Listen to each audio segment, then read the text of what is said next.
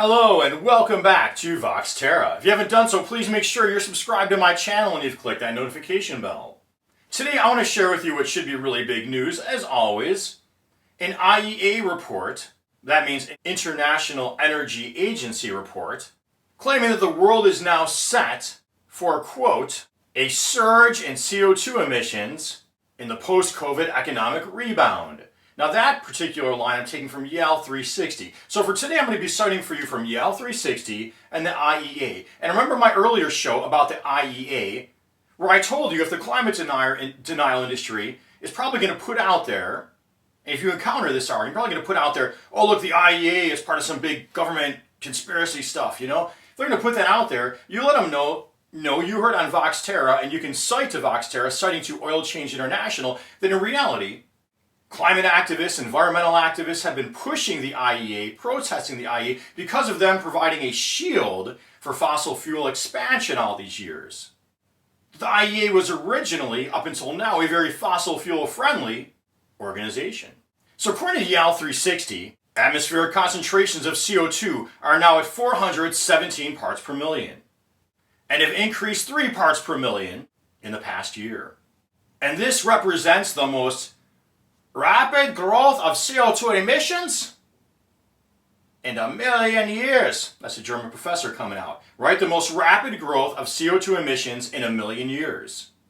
According to Yale 360, this exceeds the era when massive volcanoes were erupting, blanketing our skies with CO2. And if we don't rein in human-made greenhouse gas emissions by mid-century, greenhouse gases are going to be double what they were before the start of the Industrial Revolution, which is when this all began, with the burning of coal and then oil, on a massive scale. Too much of a good thing, as they say. And remember, this is already having dire effects right now. I cited to that EPA report and showed you increased wildfire season, increased wildfire range, floods, increased flooding, increased drought, increased storm surge, stronger hurricanes, change in disease vectors. So according to IEA and Yale, we are on track now for the biggest increase in CO2 emissions since the 2010 carbon-intensive recovery from that economic crisis. Now I want to point out carbon-intensive recovery because remember I showed you an Oxford study showing that a low-carbon recovery or a greener recovery creates more wealth and opportunity for average people than does subsidizing business as usual, coal, nuclear, oil, airlines. And I also want to point it out because that was 2010, a carbon-intensive recovery. That's when Obama was president. Now, as somebody who's followed environmental issues for a lifetime, I can tell you Obama was head and shoulders better on the environment than Trump. Trump was basically opposed to protecting our environment.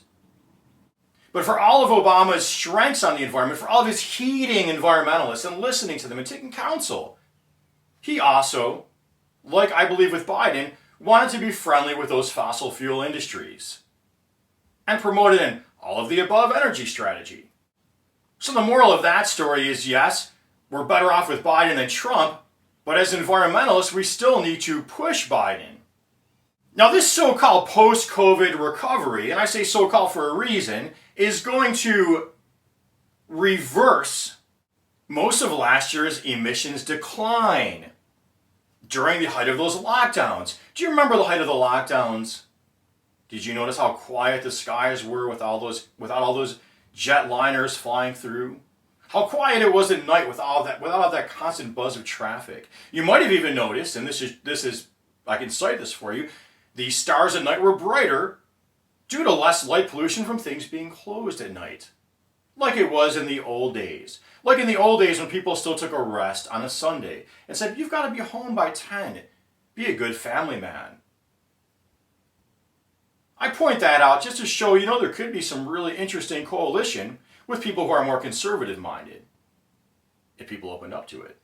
You might have also noticed the air itself felt cleaner with less auto exhaust. And that's not nothing. That's something. Not only is that heating our planet, all that auto, bus, and diesel exhaust, not only is it heating our planet, but it's also bad for you to breathe in. Particulate matter, benzenes, carcinogens, and the list goes on. Asthma, cancers, all that related to the excessive burning of auto exhaust, gasoline, diesel. So the big question that should have been asked right at the outset of these lockdowns is, hey, wait a minute here, wait a minute. If when we shut everything down to necessary services only, we get cleaner air, we get brighter stars at night, doesn't that say there's a problem with our consumer capitalist economy? That we're always racing around just buying, selling, really without purpose. How much of it's actually necessary? Shouldn't that be the question being asked? But if you ask that question, well, then you're going to be challenging established industries. You're going to be challenging the way everybody's going around making money right now. So the big question is back to normal really even desirable? Global energy demand is set to increase, and I'm back to the article. Global energy demand is set to increase by 4.6% in 2021. This at a time when we all know we should be using less. And fossil fuels will outstrip renewables in this regard. Yes, renewables are increasingly coming online. And yes, this recovery is partially being energized by renewables, but it's also in larger part being energized by fossil fuels. And while the report points out that yes, in Asia and yes, in China, they're using a lot more fossil fuels than before, China's also creating a lot more renewables than before. And the US and Europe are also on target to be using more fossil fuels. Now I gotta point that out because in my opinion, what our business-dominated news media likes to do, and I'm including Fox News and One American News, I'm not just talking about so-called mainstream outlets like CNN, it's all business-dominated, basically. What they love to do is get you to focus on a foreign adversary. That takes your eyes off of change at home. And I've heard that line going back to at least the early 1990s. I'm remembering it as 1991 or 1992. I would be talking to people, hey, maybe we should have a gas tax so people aren't burning so much gasoline. And then people would say, we can't afford to do something like that and lower our emissions. What about competition from China and India? Well, in 1992, China and India were really just coming online as major capitalist economies. And also what that narrative overlooks is what were the deals made with our countries in the West and with China to get them to become capitalist. But again, my main concern is if you just grab those headlines and use it to China bash, you're going to miss the opportunity to change at home. And that's what a lot of people would like to have happen. And also remember, it generates prejudice against people who look Asian and live in America or other countries, other English-speaking countries. Now, renewables are also set to go up in 8% demand, mostly in solar and wind. So remember, wind is a key to getting towards a carbon-neutral economy in a less polluting fashion. Renewables are set to provide 30% of electricity generation worldwide in 2021. Their biggest share of the power mix since the beginning of the Industrial Revolution.